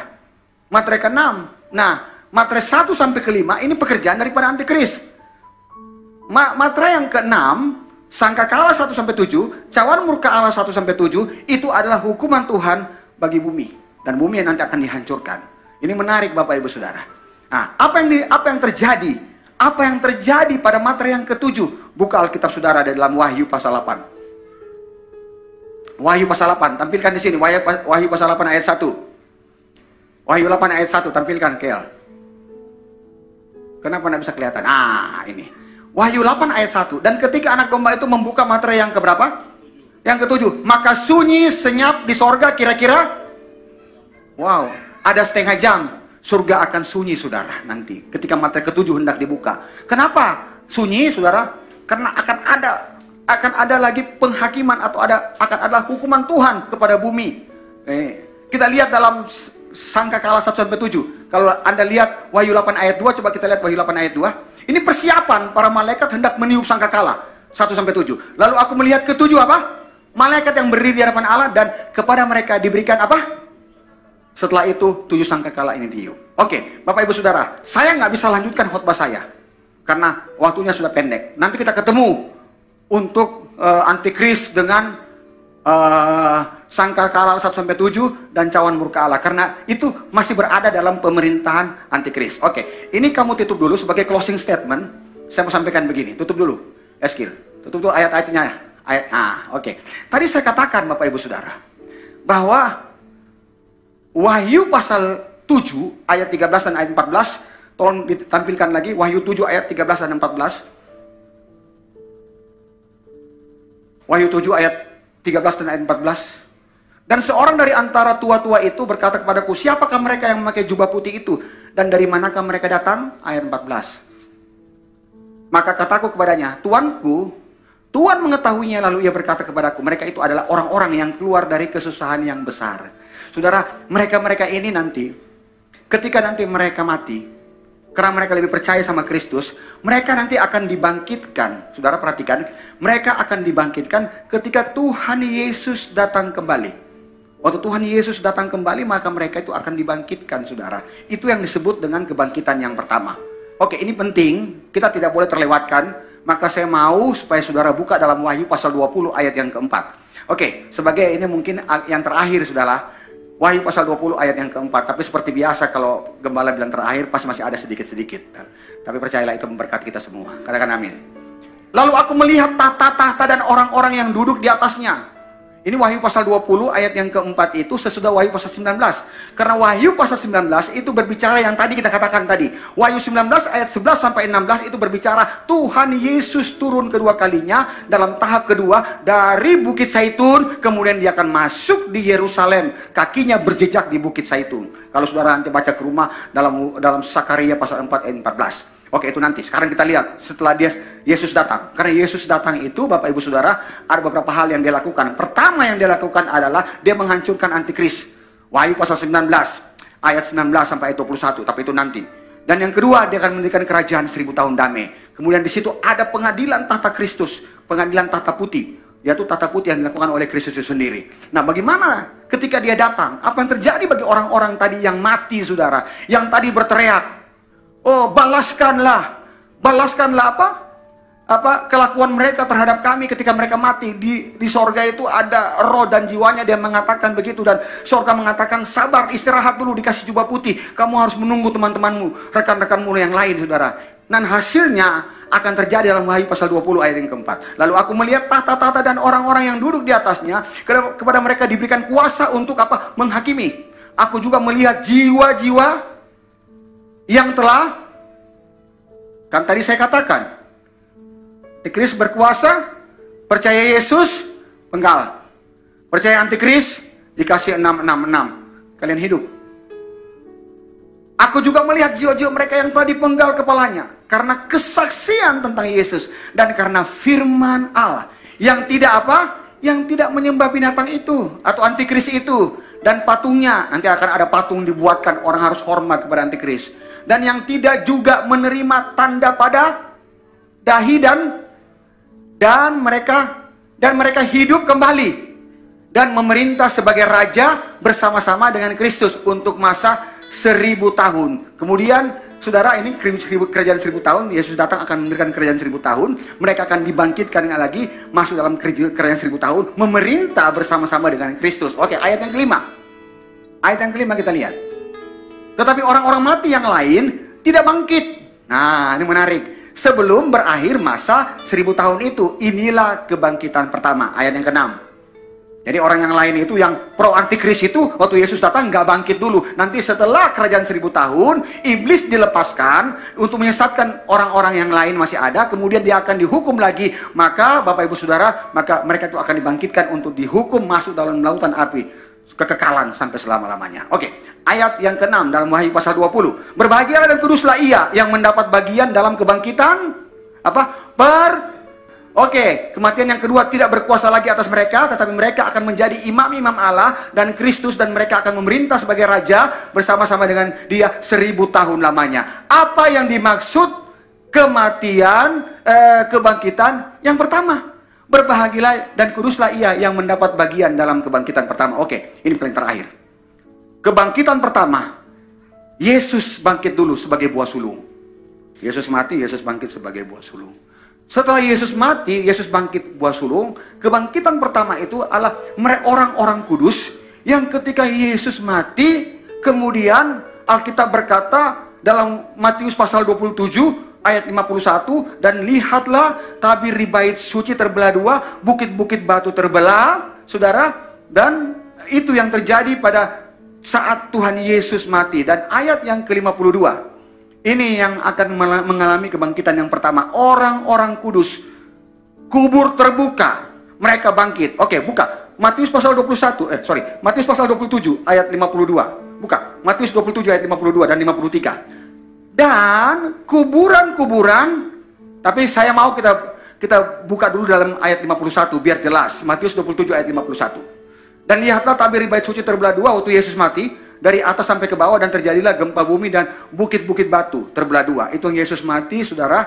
Kemudian terjadi gempa bumi, waktu dia disalibkan, selongsong salibnya itu, tanah situ krek, retak, bukit batu itu, dan darahnya terus keluar terus turun sampai di tabut perjanjian yang diketemukan oleh Ron Wyatt.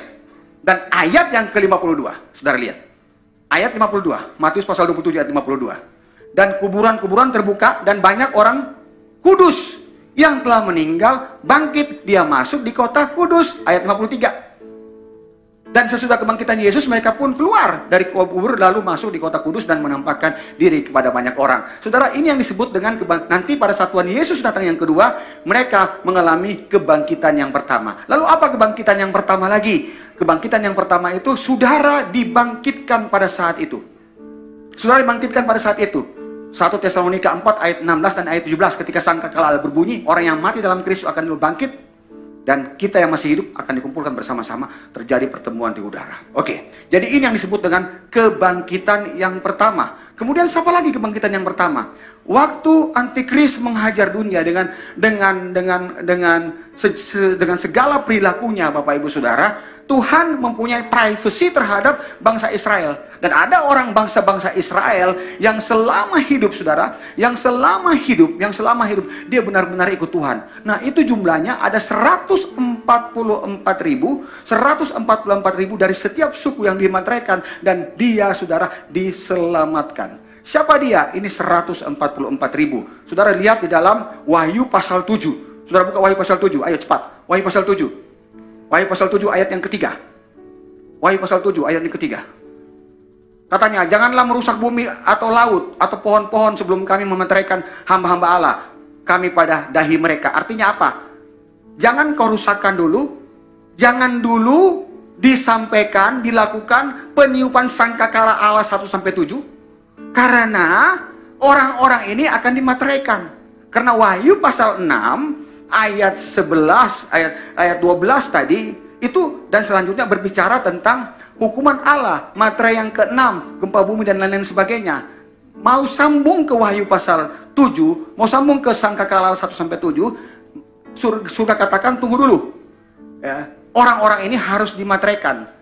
Ayat yang keempat, berapa banyak harus dimateraikan orang Israel yang setia sama Tuhan Yesus? Ayat yang keempat. Dan aku mendengar jumlah mereka yang dimateraikan itu 144.000 yang telah dimateraikan dari semua suku keturunan Israel. Jadi mereka juga mendapatkan keselamatan pada saat itu. Nah, itu. Kemudian yang mendapatkan keselamatan daripada itu adalah orang-orang Israel yang digambarkan dalam Wahyu pasal 12, saudara. Ayat 9, ayat 6, Wahyu pasal 12, ayat 6, kalau saudara baca dan selanjutnya, di situ menceritakan ada seorang perempuan yang akan siap untuk melahirkan anak laki-laki, dan berdiri di depannya adalah naga yang besar, dan siap untuk memakan anak itu. Tapi ketika anak itu lahir, maka anak itu dibawa naikkan ke tahta Allah, dan itu berbicara, ada banyak ahli mengatakan bahwa itu merujuk kepada 144.000 orang Israel yang diselamatkan. Bagaimana dengan perempuan ini? Dalam Wahyu pasal 12, kalau saudara baca pasal 12, maka perempuan ini akan melarikan diri, dibawa ke padang gurun, dan di situ dipelihara Tuhan selama 3,5 tahun atau 1620 hari. Siapa perempuan ini? Adalah orang-orang Israel yang pada saat itu yang bertobat ikut Tuhan, mereka juga diselamatkan. Dan terakhir, Bapak Ibu Saudara, adalah mereka-mereka yang mati tadi di dalam Wahyu pasal 6. Waktu saudara baca tadi dalam ayat 11, saudara, dalam Wahyu pasal 6 ayat yang ke-11, yang mereka dalam mesbah, di bawah mesbah mereka mati karena dibunuh oleh antikris, dan mereka disuruh sabar karena mereka akan menunggu yang lainnya, kesusahan yang besar, untuk mereka nanti akan dibangkitkan, akan dibangkitkan kembali, maka itu yang disebut dengan kebangkitan yang pertama. Untuk Tuhan bawa dia masuk dalam dalam kerajaan 1000 tahun yang sampai puncaknya kepada langit baru, bumi yang baru, dan itu adalah kekekalan. Itu yang orang katakan Yerusalem baru. Untuk ini semua nanti ada, saya akan jelaskan sama Bapak Ibu Saudara. Nanti ke depannya kita akan masuk lagi dalam antikris dan penipuan sangkakala Allah 1-7. Ini selesai, kita masuk lagi antikris dengan cawan murka Allah 1-7, karena ini semua terjadi di areal sini, saudara. Dan nanti kita akan sampai kepada bumi yang baru dan dunia yang baru, langit yang baru. Itulah kekekalan kita. Anda akan bertanya-tanya, apa yang dimaksud dengan kerajaan 1000 tahun, langit yang baru seperti apa? Saudara, tunggu tanggal mainnya. Oleh sebab itu, tetap kuat di dalam Tuhan. Kita akan masuk dalam hal seperti ini. Saudara, hati-hati, roh antikris ini akan banyak. Hati-hati, saudara. Kalau Anda tetap kuat sama Tuhan, ada pujian, ada waktu yang saudara berikan kepada Tuhan. Saya percaya, saudara menjadi orang yang kesenangan daripada Tuhan. Saudara akan diluputkan dari segala macam, seperti orang Israel. Dia dibawa ke padang gurun, dipelihara selama 1620 hari. Itu saya tahu seberapa ya? 3,5 tahun ya? 1620 hari atau 1260 hari? Yang benar yang mana? 3,90 tambah 3,5 6 1 tahun, katakan berapa hari? 360 lah ya. Berarti kalau sudah 3 tahun berapa? Oh, berarti 1620 hari ya. Itu dipelihara 3,5 tahun.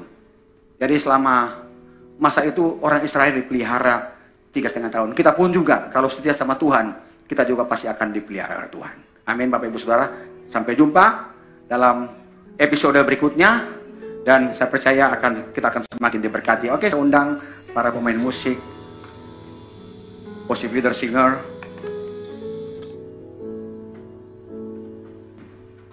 Saya mau hari ini kita bersuka cita. Tidak ada yang loyo, tidak ada yang bermuram. Hari ini kita harus bersuka cita. Tujuan kita sama, saudara, supaya kita diangkat. Ada berapa banyak saudara yang ingin untuk diangkat? Saudara, saya percaya kita adalah orang-orang yang akan diangkat. Memang kita, Tuhan sudah menentukan dengan cara apa kita mati. Ada firman-Nya, ada, saudara. Tapi saya cuma tahu satu, saya pasti akan diangkat. Saya pasti akan bertemu di udara. Mari bangkit berdiri.